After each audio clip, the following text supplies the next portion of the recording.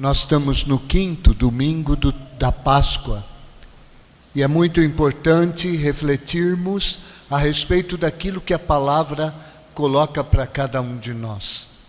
Uma palavra que nos ajuda também a entender, no fundo, qual deve ser a atitude de cada um de nós, a atitude do verdadeiro cristão. O Senhor, falando com os seus discípulos, Ele não fala com o povo, Ele fala para os seus discípulos. E hoje, os discípulos somos cada um de nós que estamos aqui. E que, na verdade, queremos segui-lo. E como seguir? Qual deve ser a nossa atitude? Por isso, Jesus usa de uma maneira muito prática e muito simples para falar. Ele usa de algo que profundamente em Israel tem muito, mas aqui no Brasil também se tem, que é uma plantação de parreira. E ele começa dizendo assim: eu sou a videira verdadeira. Quando ele diz, eu sou a videira verdadeira, isso subentende-se que existe uma videira que não é verdadeira. Uma videira que produz uvas silvestres, uvas amargas. Como o Senhor chegou a esta conclusão? Porque Deus, quando criou o povo de Israel, Deus criou este povo para que este povo pudesse ser um sinal no meio das outras nações.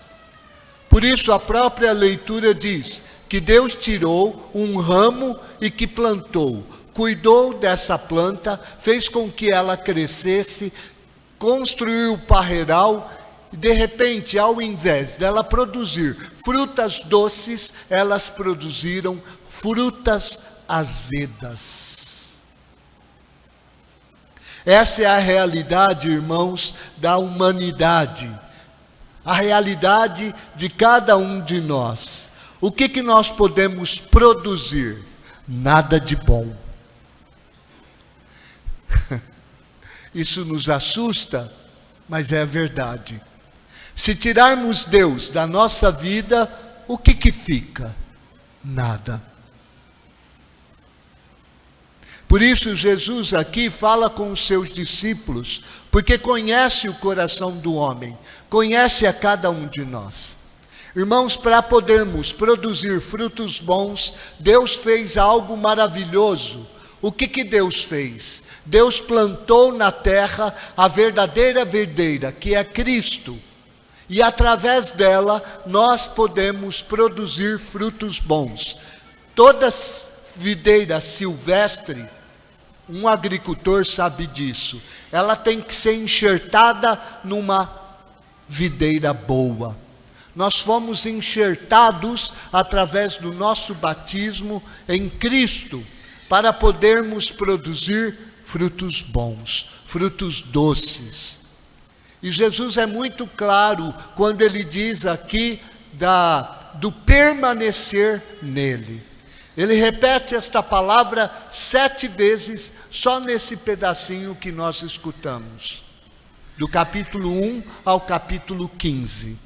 Ele repete 7 vezes, dizendo assim: se vocês não permanecerem em mim e eu não permanecer em vocês, vocês não poderão produzir nada de bom. Sem mim, nada podeis fazer. E é verdade. Por isso, o cristão é aquele que tem consciência disso, que sabe que na sua vida é necessário este permanecer em Deus. E para nós hoje, irmãos, esta leitura, esta palavra, ela soa como um chamado para a nossa vida. Porque muitas vezes nós corremos o grande perigo de acharmos que, na verdade, existem outras coisas que podem nos dar a vida. E por isso, muitas vezes, trocamos Cristo por qualquer coisa. por um jogo de futebol, por uma festa, e muitas vezes não nos alimentamos da seiva. E se não nos alimentamos da seiva de Cristo, que é o seu Espírito, nós não produzimos frutos bons. Além disso, também a liturgia de hoje fala de algo que é fundamental na vida, na agricultura, que é a poda. Ele fala, uma árvore que não produz fruto, ele poda, se não produz fruto, joga fora. Mas se produz fruto, ele poda para que produza mais fruto. O que significa essas podas? Existem as podas na nossa vida? Existem, e muitas podas. Quais são estas podas? Um sofrimento, uma dificuldade, uma crise, um problema. Sempre são podas que Deus permite. Vocês sabem que numa parreira, num parreiral, existem ramos que são infrutíferos. São ramos que estão ali, mas como parasitas, que só atrapalham. E que faz com que a planta não frutifique de forma boa. Por isso precisa cortar, tirar esses ramos que são parasitas. O que hoje na tua vida são esses ramos? Cada um de nós somos chamados a refletir. Existe muitas coisas na nossa vida que são supérfluas, que não nos dão a vida, e que precisa ser tirado, precisa ser cortado. Todo corte numa planta machuca, claro que machuca. Por isso nós temos que tomar um cuidado muito grande, porque muitas vezes nós enxergamos a poda de Deus como algo ruim, e não é ruim. Muitas vezes vemos as cruzes na nossa vida como algo ruim, e não são ruins. E hoje nós temos a graça de podermos escutar isto. Esta palavra hoje, irmãos, ela fala que a poda é como uma espada de dois gumes. A palavra é uma espada de dois gumes. Ela penetra. Eu lembro que o Papa Francisco sempre falava, se a palavra de Deus não te machucar, não te ferir, é porque ela não te tocou. E se ela não te tocou, ela não penetrou na tua vida. Esta palavra de Deus, ela tem que ferir a nossa vida, para nos mostrar a verdade de Deus, que pode não ser a minha verdade. Mas eu pergunto para cada um de vocês, qual é a tua visão de vida? A nossa visão de vida é muito pequena, é muito estreita. E qual é a visão de Deus para com cada um de nós? É larga. Então quem sabe o que é melhor para nós ou o que é pior para nós? Deus. Por isso ele fala hoje para cada um de nós. Se você não permanecer em mim, você não poderá produzir fruto. Preparando esta homilia, irmãos, nós padres sempre procuramos, às vezes, uma ajuda para iluminar mais a celebração e para poder iluminar também vocês. E numa homilia de Raniero de Cantalamessa, que era o pregador do Papa João Paulo II, ele comparava esta videira, a mesma visão, como um acontecimento. Vocês sabem que na arte, existe a arte, vamos supor, a arte da pintura. A pintura, quando você vai pintar uma tela, você coloca a tinta. Quando você vai fazer uma música, você tem que colocar as notas. Quando você faz uma construção, uma arte, um edifício que vai ser artístico, você tem que colocar pedra, cimento, tijolo e uma série de coisas.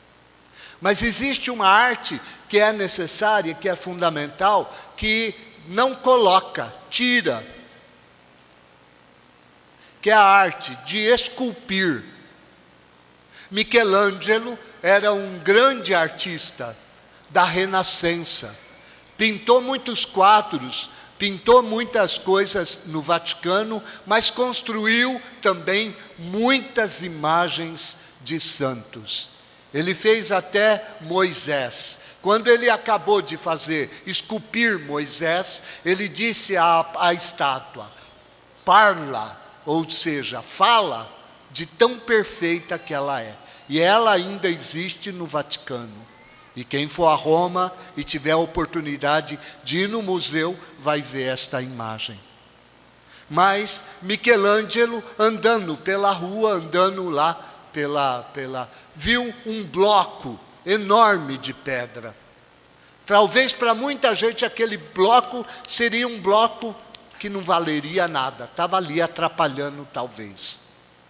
Talvez é desse jeito que você olha para a tua vida, para a vida de muitas pessoas.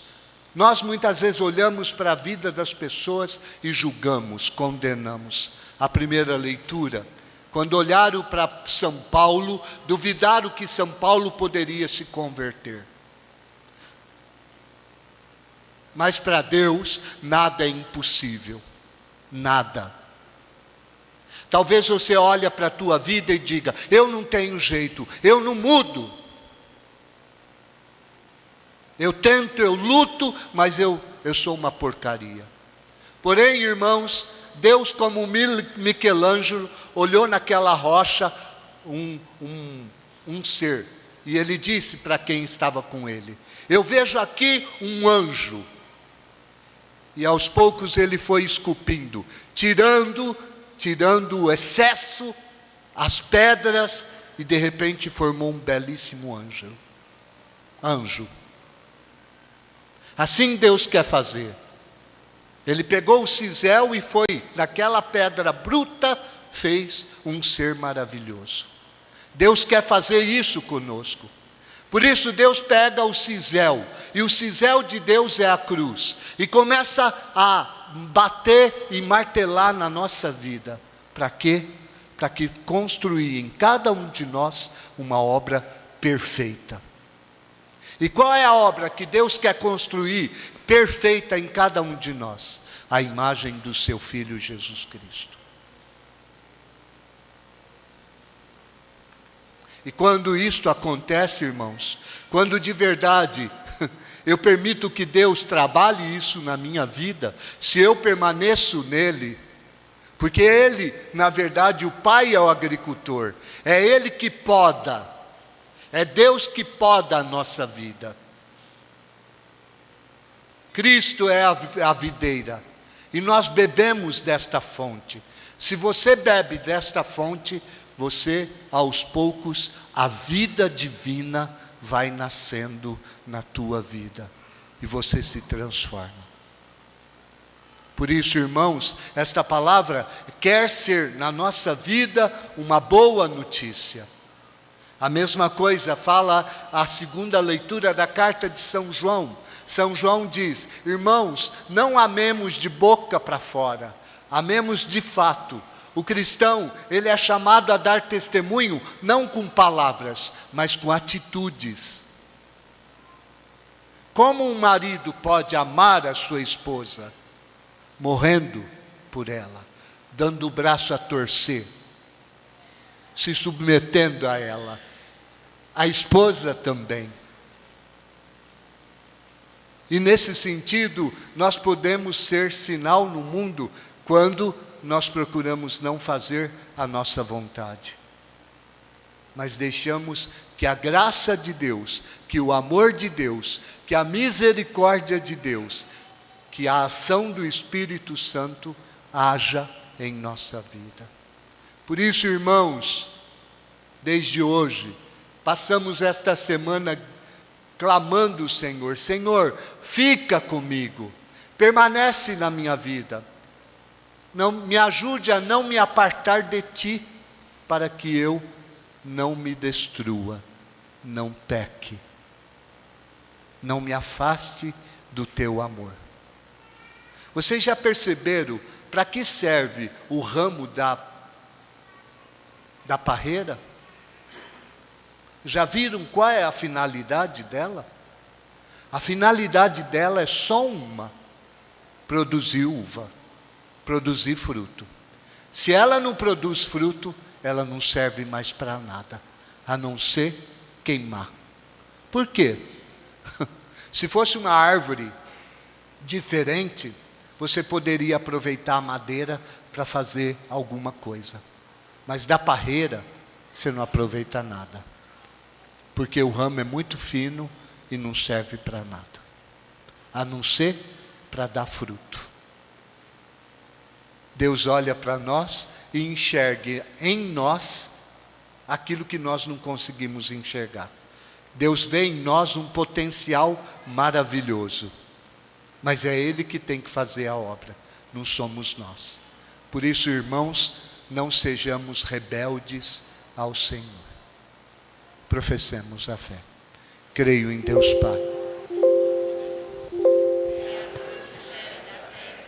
e em Jesus, que foi concebido pelo poder do Espírito Santo, nasceu da Virgem